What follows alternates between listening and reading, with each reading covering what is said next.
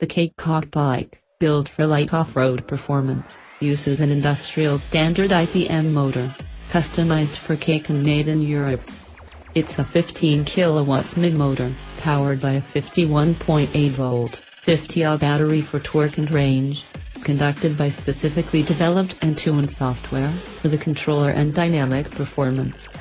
With the intention of simplicity, promoting easiness in terms of riding as well as maintenance, it's a light bike weighing in at sub 70 kilos, using a single pivot direct drive, reducing the number of heavy and moving parts.